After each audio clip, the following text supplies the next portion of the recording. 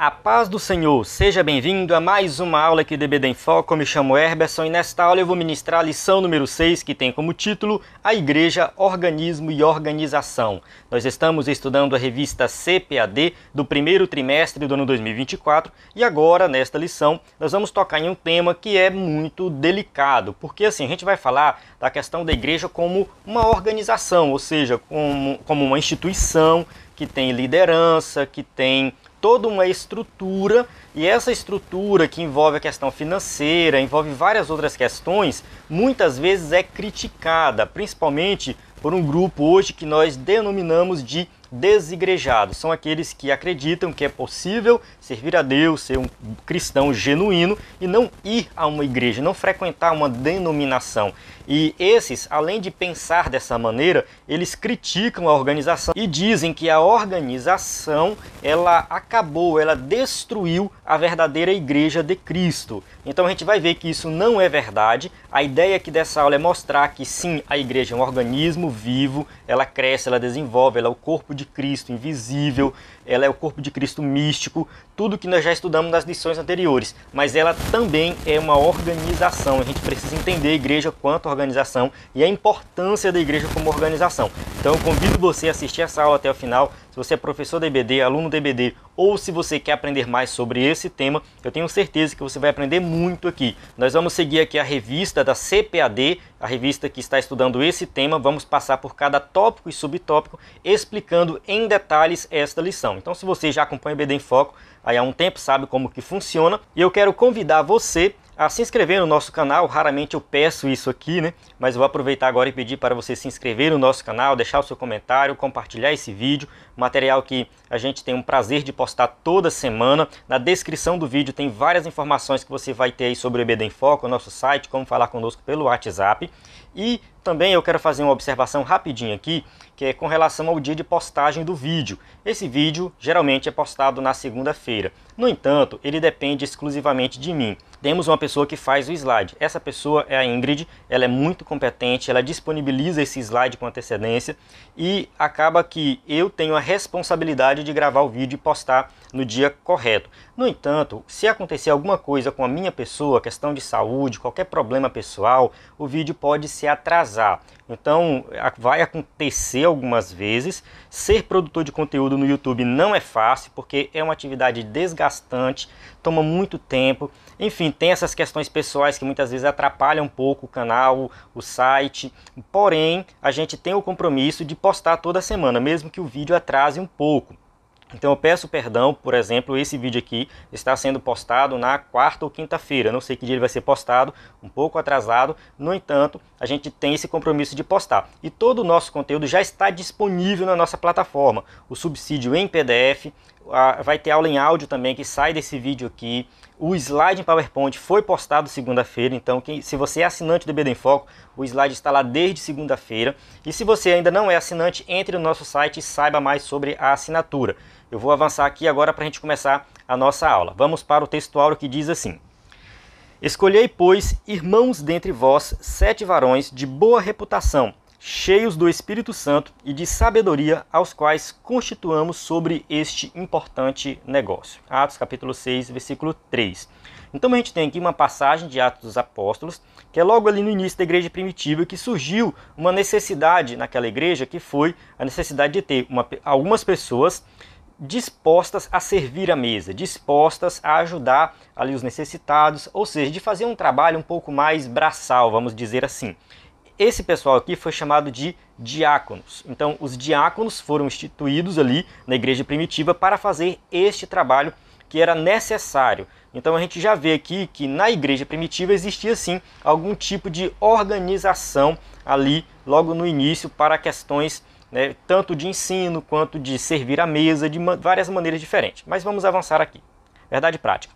A igreja é um organismo vivo, contudo, como toda estrutura viva, precisa ser organizada. Então a verdade prática vai resumir aqui essa questão que nós estamos estudando, porque a igreja de fato sim é um organismo vivo, a gente vê isso dentro das escrituras. No entanto, ela precisa ser organizada, então ela precisa ser também uma organização. Vamos aqui para a nossa leitura bíblica em classe, que se encontra em Atos dos Apóstolos, 6, de 1 a 7. Essa passagem é a que está no nosso texto áureo, então aqui você vai ver com mais detalhes essa questão dos diáconos. Recomendo você fazer essa leitura, mas durante a aula a gente volta para ela. Vamos avançar aqui, vamos para a nossa introdução, que diz assim. Nesta lição, vamos conhecer a igreja como um organismo e uma organização. Veremos que não existe função sem forma, nem organismo sem organização.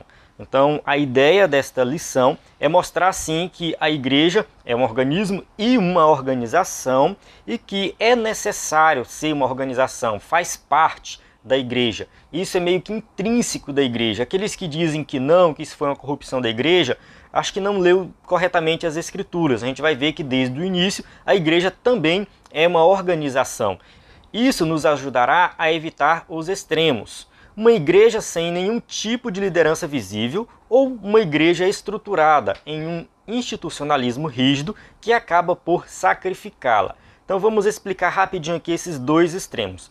De um lado, tem aqueles que defendem que a igreja não pode ter nenhuma liderança, nenhum tipo de liderança. Então a igreja não vai ter nada de liderança, o pessoal vai servir a Deus em casa, se reunindo nas casas, ali somente, enfim, grupos pequenos se reunindo. Nesses grupos não vai ter nenhum líder, não vai ter nenhum pastor, nenhum presbítero, nenhum diácono. Ou seja, os grupos são simples, reuniões simples, o Espírito Santo guia tudo e não existe nenhum tipo de estrutura. Então, alguns vão defender essa ideia e isso é um extremo, ou seja, uma igreja sem nenhum tipo de liderança, sem templos, sem pastor, sem sermão, é totalmente diferente.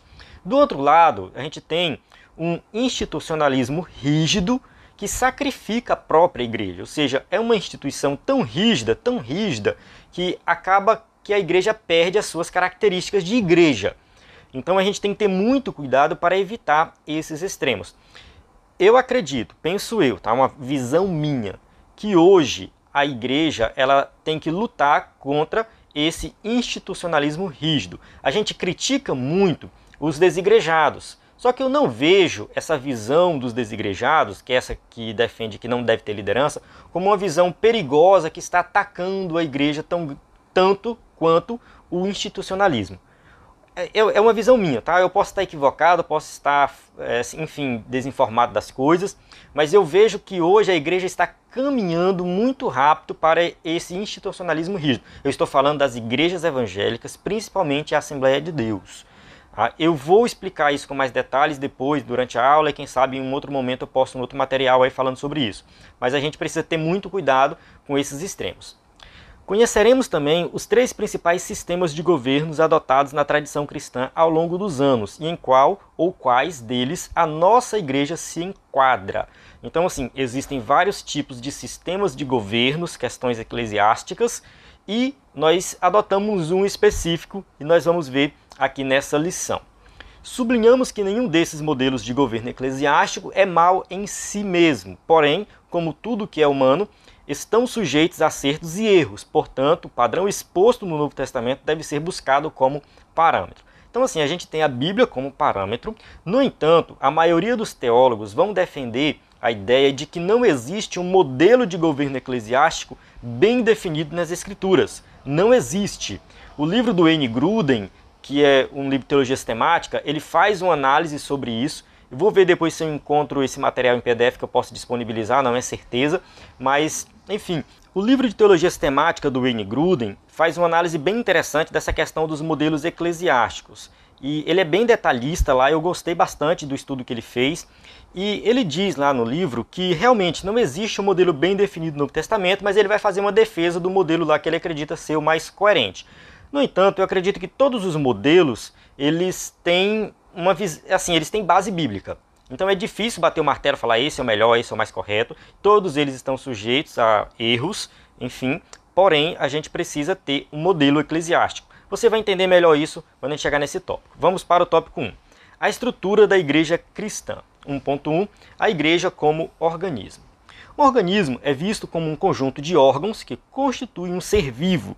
Nesse aspecto, um corpo com as diferentes funções de seus órgãos e membros é entendido como estrutura física de um organismo vivo. Então aqui o escritor da revista vai colocar a definição de organismo vivo. O que de fato é um organismo vivo? O que significa isso? Então aqui ele vai fazer o exemplo de um corpo humano, por exemplo. A gente tem um corpo humano, pode ser um animal, ou seja, são órgãos que estão vivos, que eles trabalham em função do corpo como um todo. Cada um tem uma função específica, mas todos eles têm ali um papel importante no corpo. Para que o corpo funcione, todos os órgãos têm que funcionar perfeitamente. Metaforicamente, a igreja é definida como o corpo de Cristo, um organismo vivo cuja cabeça é Cristo. Efésios 5:23 deixa isso bem claro, porque o marido é a cabeça da mulher, como também Cristo é a cabeça da igreja, sendo ele próprio o salvador do corpo. Então a gente tem aqui essa metáfora que Paulo faz, tanto em Coríntios como em Efésios,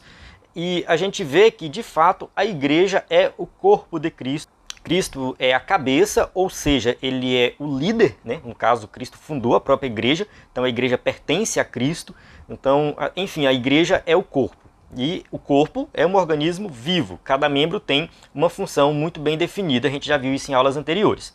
Assim como um corpo funciona pela harmonia de seus membros, da mesma forma a igreja, 1 Coríntios 12:12, porque assim como o corpo é um e tem muitos membros, e todos os membros, sendo muitos, são um só corpo, assim é Cristo também.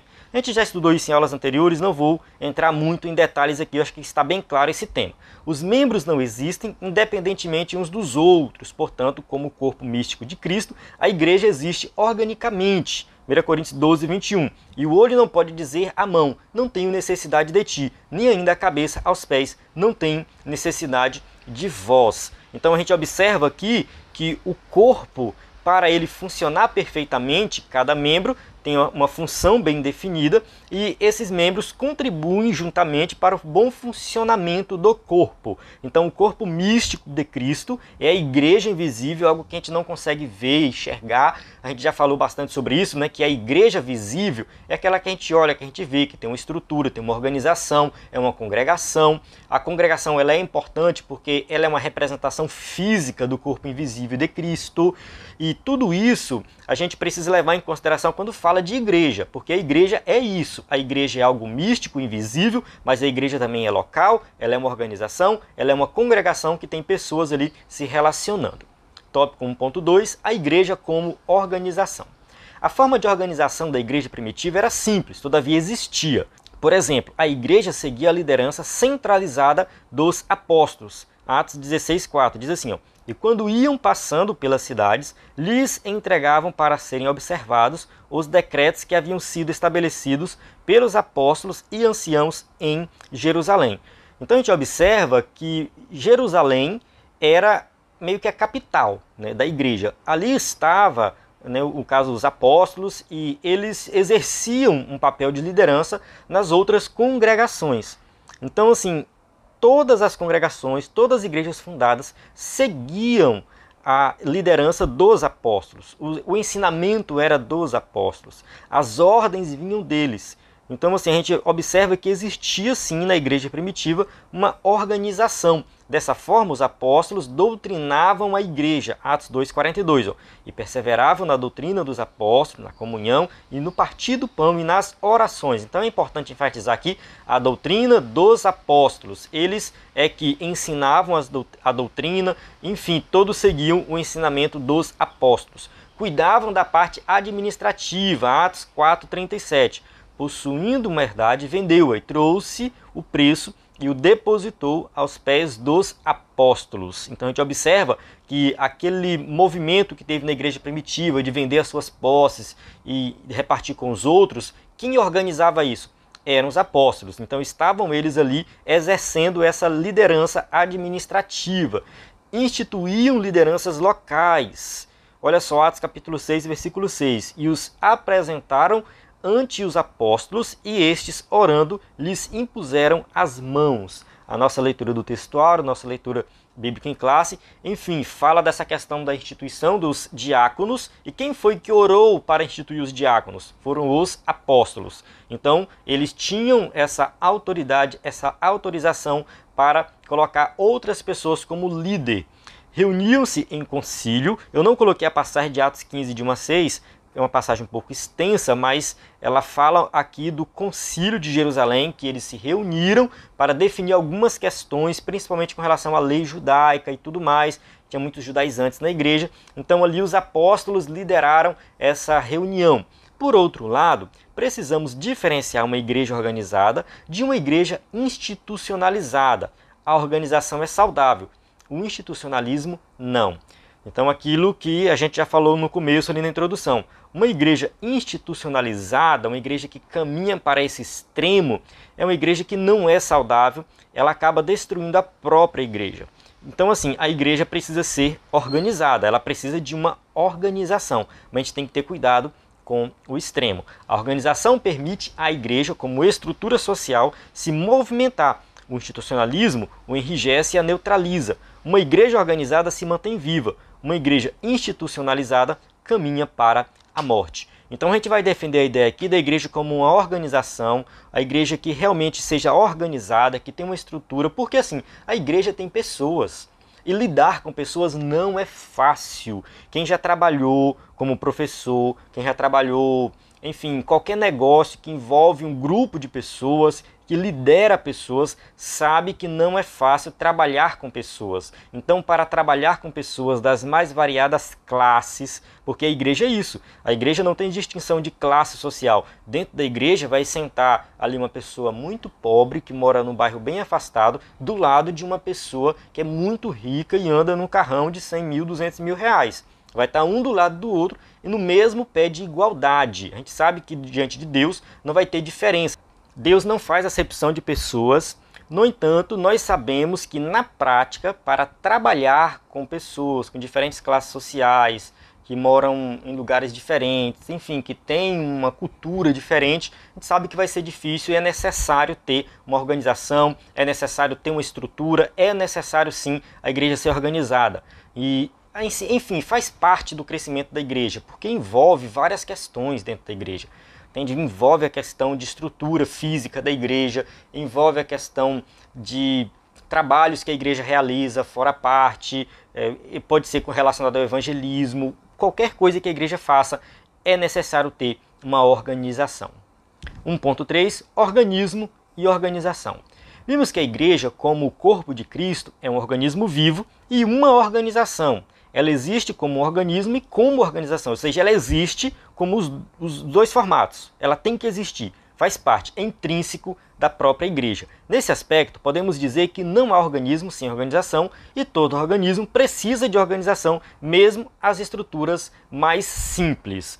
Então, aqueles que defendem a ideia que a igreja não deve ter liderança, que não deve ter templo, que não deve ter isso, que não deve ter aquilo, acaba que, de alguma forma, eles se organizam. De alguma forma, tem algum tipo de organização, porque nada funciona sem organização. Pode ser que eles tenham uma organização mais simples, mas tem que ter. Então a organização, ela faz parte, todo organismo tem que ter uma organização, tem que ter uma liderança. Alguns acreditam que a igreja existe somente na forma de organismo e rejeita toda forma de organização para ela. Então, por exemplo, para essas pessoas não deve haver liderança ou estrutura alguma. Então o escritor da revista colocou aqui algo que eu já tenho falado desde o começo. Tem esses que defendem a ideia de que a igreja não precisa de estrutura. Então ela não precisa de templo, ela não precisa de pastor, ela não precisa de presbítero, ela não precisa de um sermão, ela não precisa de dízimos, de ofertas. Enfim, tudo isso deve ser rejeitado. A Igreja de Cristo não deveria ter nenhum tipo de estrutura, nenhum tipo de organização. Entretanto, de acordo com a Bíblia, encontramos a igreja como forma de organismo e de organização. Ou seja, a própria Bíblia vai mostrar que a Igreja de Cristo, ela também é uma organização. Vamos ver isso no tópico 2. Igreja, organismo, vivo e organizado. 2.1, no seu aspecto local. No contexto do Novo Testamento, a igreja existe localmente como comunidade organizada. Dessa forma, havia a igreja que estava em Roma, Corinto, Éfeso e etc. Como organismo vivo, a igreja do Novo Testamento era organizada. Então, assim, nós entendemos nas páginas do Novo Testamento que a igreja que estava em Corinto era uma igreja organizada. Ou seja, ali em Corinto tinha um grupo de pessoas que serviam a Cristo, esse grupo se reunia, esse grupo tinha uma liderança, Então existia uma organização e cada cidade tinha ali um grupo de pessoas que serviam a Cristo. Cada cidade tinha uma igreja local bem organizada, e isso está muito claro nas páginas do Novo Testamento. Por exemplo, ela se reunia e orava, Atos capítulo 12, versículo 12. E considerando ele nisso, foi à casa de Maria, mãe de João, que tinha por sobrenome Marcos, onde muitos estavam reunidos e oravam. Então a igreja se reunia e orava. Não era aquele negócio bagunçado, cada um ora no seu canto. Não, vamos orar juntos, vamos nos reunir juntos. Então a igreja se organizava dessa forma. Contudo, enxergava as demandas sociais que precisavam ser atendidas, Atos 4:35, e repartia-se a cada um segundo a necessidade que cada um tinha. Então, assim, a igreja como organização, ela se torna muito mais, assim, pode-se dizer, produtiva em realizar esses trabalhos. Ou seja, uma igreja que de fato atende os necessitados, uma igreja que de fato consegue chegar até locais da sociedade que o governo não chega, que não tem assistência social, que muitas vezes tem gente passando fome, mas tem lá uma igreja ajudando, tem lá uma igreja dando suporte. Então a igreja como organização, ela consegue cumprir melhor as suas tarefas. Aqui a gente teve um pequeno erro no slide, que a gente pega do slide anterior e acabou ficando um texto aqui do slide anterior, da aula anterior. Eu deixei aqui na aula só para mostrar, né, que se alguém baixou o slide, eu vou pedir para baixar novamente, né, se tiver esse errinho aqui, que a gente vai fazer essa correção, tá bom? Só essa informação. Vamos lá, continuando a aula.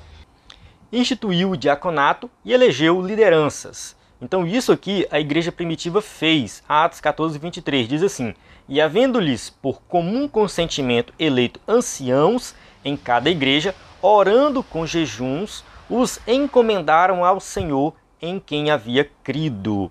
Então, assim, a igreja, ela tinha ali o papel de instituir liderança. Então, assim, o texto diz assim: e havendo-lhes por comum consentimento eleito anciãos, ou seja, os anciãos, os presbíteros, os diáconos, ou seja, todos que participavam da liderança da igreja eram instituídos. Então eles, no caso ali, tinha uma reunião e era eleito algumas pessoas para fazer essas tarefas. E por último aqui, a igreja enviou os seus primeiros missionários, que está registrado em Atos 13, de 1 a 4. Então ali a gente vê Barnabé e Paulo sendo enviados como missionários pela igreja. Então a igreja, sim, ela tinha esse papel, né, de fazer missões. A gente já falou bastante sobre isso, que a igreja tem que fazer missões, e enviar missionários acontece em uma igreja organizada. Então todos esses fatos mostram um organismo vivo agindo de forma organizada. Tópico 2.2, no seu aspecto litúrgico e ritual. Toda igreja organizada possui sua liturgia e rituais. A organização, portanto, é necessária para uma igreja viva. Uma igreja organizada, por exemplo, mantém a decência e a ordem no culto. Então, assim, uma igreja organizada, ela vai ter ali uma maneira de conduzir o culto, de conduzir as suas reuniões. A gente chama isso de liturgia. Então a igreja tem uma liturgia, que no nosso caso, a Assembleia de Deus, é uma liturgia muito bem definida. A gente chega na igreja, ora de joelho, depois o pastor faz uma oração em pé, canta 3 hinos da harpa, faz uma leitura da Bíblia, depois faz mais uma oração, depois dá as oportunidades, depois tem a oração para o pregador prega, tem um apelo, e aí os avisos e encerra o culto. É basicamente essa a nossa liturgia. Então a gente tem uma liturgia, a gente tem uma maneira de conduzir o culto. Vai ter algumas variações? Sim. Mas a gente tem que entender que essa liturgia não é muito bem definida na Bíblia. Tem que ser desse jeito. Não. Cada igreja, de acordo com a sua tradição, vai definir a sua liturgia. Então, estabelece costumes que devem ser observados. O que a igreja faz? Ela vai estabelecer alguns costumes, tá? E esses costumes realmente são observados. 1 Coríntios 11:16. Mas se alguém quiser ser contencioso, nós não temos tal costume, nem as igrejas de Deus. É claro que Paulo está falando aqui de um costume geral da igreja, não é um costume específico de uma denominação. Você quer ser contencioso, você está fazendo algo errado, porque a igreja de Deus não tem tal costume. Isso aqui é algo geral que vale para todo mundo, mas tem costumes que são específicos da congregação ou da denominação. Da mesma forma, em relação ao aspecto ritual, Nesse sentido, vemos a igreja primitiva batizando os primeiros crentes em águas, Atos 8, 38 e 39. E mandou parar o carro, e desceram ambos à água, tanto Filipe como Eunuco o batizou. E quando saíram da água, o Espírito do Senhor arrebatou a Filipe, e não ouviu mais o eunuco, e jubiloso continuou o seu caminho. Então aqui a gente tem uma situação bem específica, que Filipe se encontrou com uma pessoa ali que estava querendo entender mais do evangelho, que é o eunuco. Ele aceitou ser batizado, creu em Jesus, foi batizado na mesma hora, e ali Filipe já foi para outro lugar. Então assim, a igreja primitiva batizava as pessoas. A gente sabe que essa questão do batismo é uma questão que realmente mudou bastante, né, porque dá a entender na igreja primitiva que o batismo era meio que de imediato. A pessoa cria em Jesus e logo se batizava. Hoje a gente tem um cuidado maior, né, em relação a isso, para que a pessoa passe ali por um tempo, para que ela entenda o que é o evangelho, para depois ser batizada. Mas a gente sabe que isso aqui também é a questão de costume, e a questão também que a igreja primitiva, tudo era muito urgente, tudo era muito novo. A perseguição estava ali, então as pessoas iam se batizando, iam crendo e se batizando. Eles viviam na expectativa de Jesus voltar naquele momento, naquela época ainda. Então assim, era uma igreja que era tudo muito dinâmico. Então fazia sentido para eles, né, o batismo ser imediato, mas isso também não é uma regra. E realizando a ceia do Senhor, 1 Coríntios 11, 23, uma passagem muito conhecida nossa, né? Porque eu recebi do Senhor, que também vos ensinei, que o Senhor, na noite em que foi traído, tomou o pão e tal. Então a gente tem aqui a leitura, que é sempre feita na Santa Ceia, né? E a gente sabe que isso aqui foi instituído pelo próprio Senhor Jesus e a igreja que realiza. Então é isso, uma igreja organizada é uma igreja que tem liderança, que tem uma liturgia, que tem o batismo, que tem a Santa Ceia. Tudo isso faz parte da organização da igreja, tem que ter. A igreja ela tem que ser organizada. Eu vou contar uma pequena história aqui, que eu acho que eu já contei em outros vídeos, quando eu falo desse tema. Que é assim, um tio meu, ele parou de ir na igreja, né, um tempo atrás, assim, tem muito tempo, né, eu conversei com ele ia na igreja no culto de Santa Ceia. Eu falei, tio, quando é que o senhor vai na igreja? Não, eu vou na Santa Ceia e tal. Acho que não precisa ficar indo muito na igreja, só na ceia tá bom. E depois de um tempo eu visitei ele e eu perguntei, ele já estava morando em outra cidade, perguntei, e aí tio, como é que é a igreja aqui? Não vou, acho que não preciso ir na igreja. O senhor não ia na Santa Ceia? Não, mas eu comprei um pão, um vinho aqui, eu tomo a Santa Ceia aqui em casa. Faz sentido isso? Não faz o menor sentido, porque quando a gente lê a passagem da Santa Ceia, dá a entender ali que é um momento de comunhão com a igreja.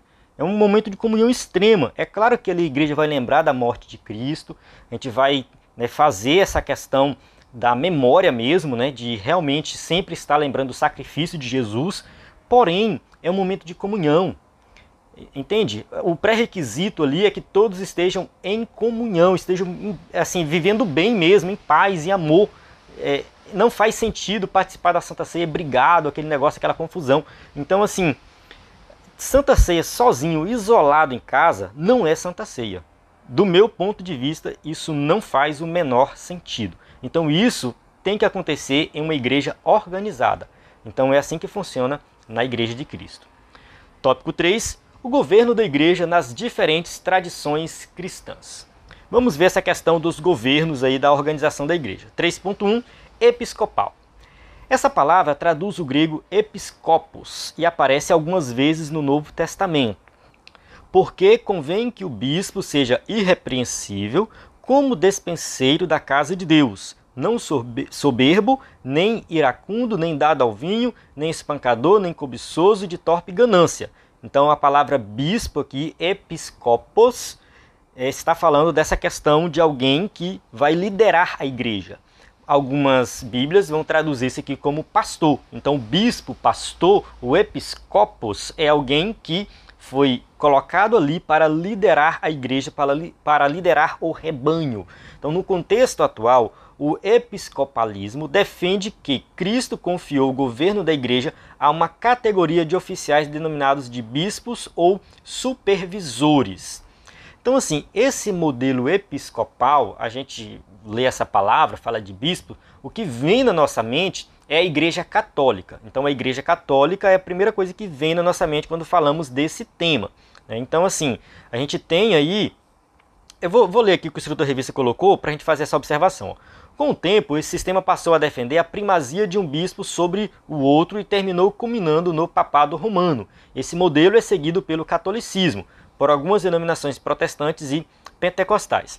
Vamos entender melhor isso aqui. Porque assim, a Igreja Católica ela é uma igreja bem institucionalizada. Lá a instituição dominou. Não vou nem dizer aqui que ela é apenas uma organização. Ela foi para aquele extremo do institucionalismo.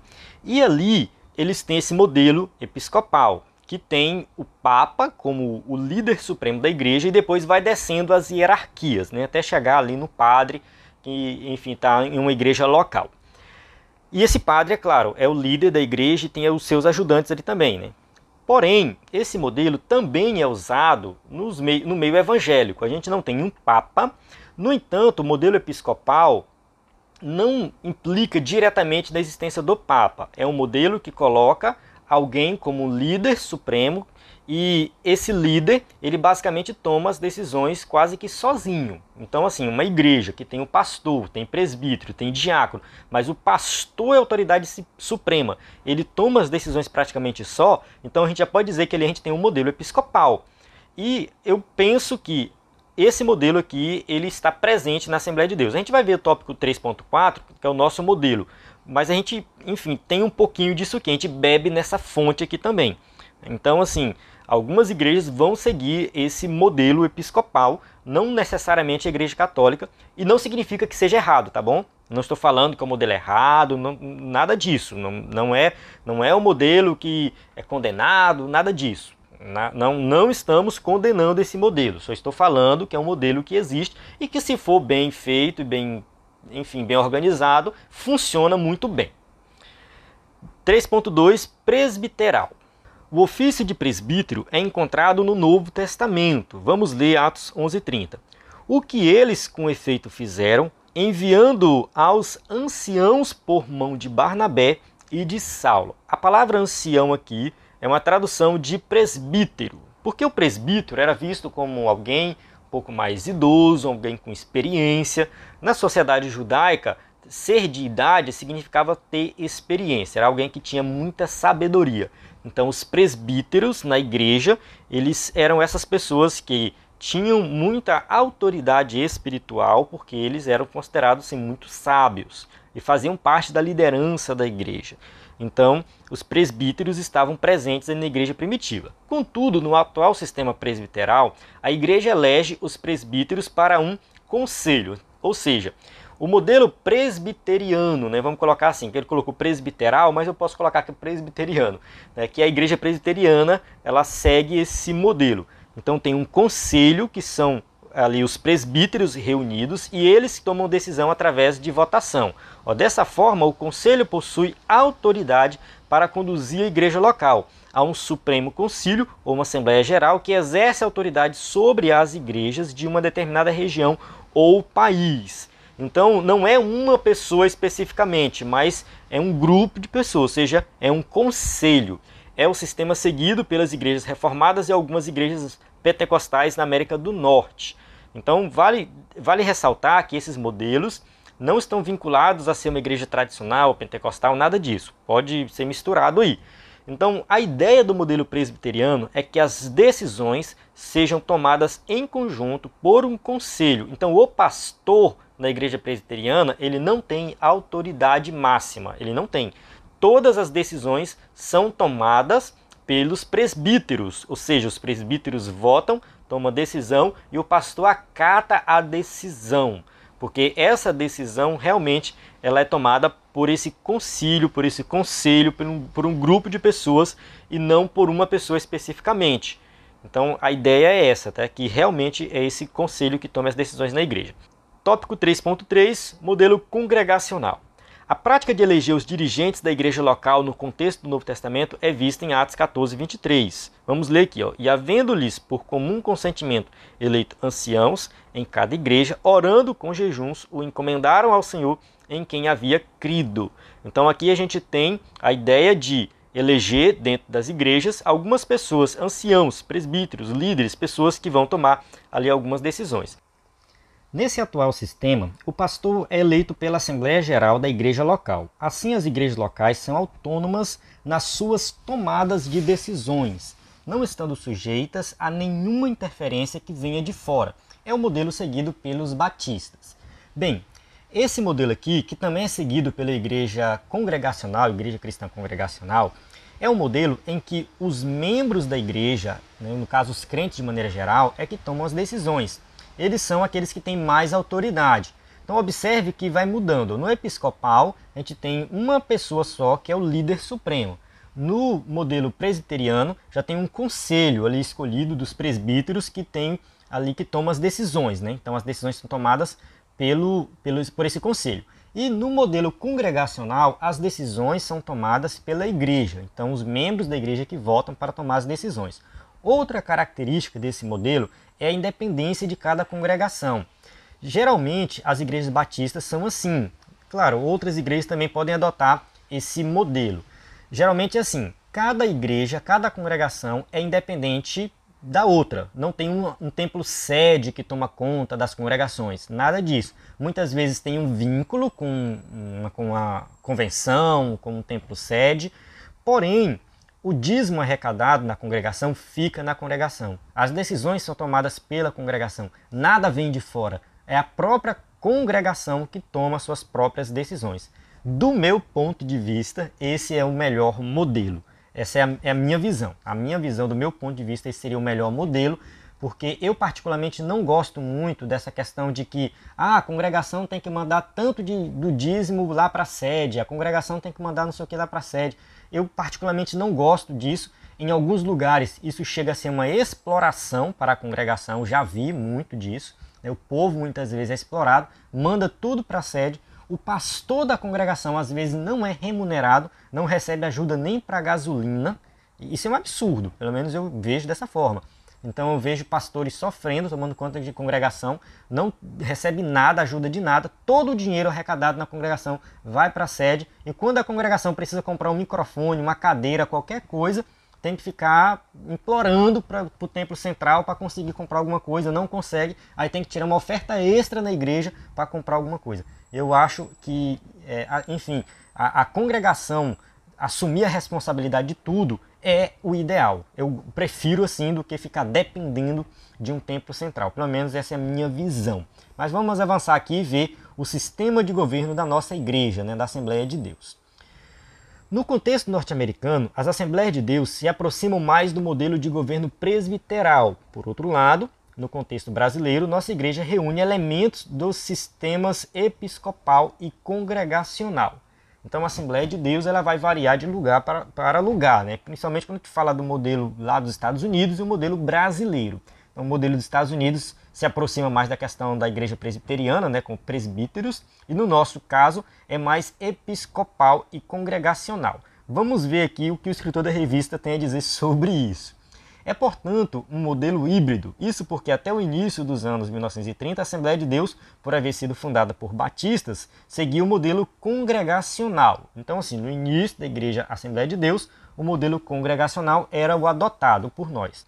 Contudo, esse sistema de governo sofreu modificações a partir da criação da Convenção Geral de 1930, quando elementos do modelo episcopal foram somados à sua estrutura de governo. Assim, no atual modelo de governo, em sua grande maioria, embora tenham certa autonomia administrativa em relação às convenções geral e estadual, a quem são afiliadas, as igrejas possuem um modelo de liderança regional e local centralizado. Ou seja, a Assembleia de Deus é assim, tem o pastor na igreja, então o pastor ele é a autoridade máxima, aí abaixo do pastor tem os presbíteros e os diáconos, geralmente é essa estrutura. As decisões são tomadas em conjunto, no entanto o pastor é a autoridade máxima, então isso já é um indício de um modelo que? Episcopal.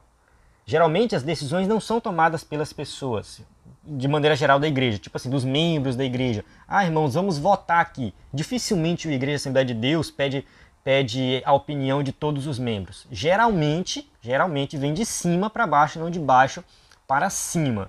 Então, eu vejo a Assembleia de Deus muito mais como episcopal do que como congregacional. E tem também a questão das convenções. Por exemplo, aqui no estado do Pará a gente tem a convenção Comieadepa, que é a convenção do estado do Pará, que está vinculada à CGADB, que é a convenção do Brasil. E a Comieadepa tem pastores que são responsáveis por várias regiões. Então tem várias regiões do estado do Pará que tem um pastor que comanda aquela região, e aquela região tem as cidades, que tem um pastor que comanda a cidade, dentro da cidade tem as congregações, enfim. Então tem toda uma estrutura que não é exatamente igual à Igreja Católica, mas segue o mesmo modelo bem parecido. Ele coloca assim, ó: por exemplo, a autoridade de estabelecer lideranças pastorais nas igrejas locais pertence às convenções estaduais. Em alguns casos, essa função cabe a uma igreja sede, que preside sobre um conjunto de congregações locais a ela filiadas. Então, é assim, quem escolhe os pastores dentro das igrejas, no caso a Assembleia de Deus? É basicamente a convenção.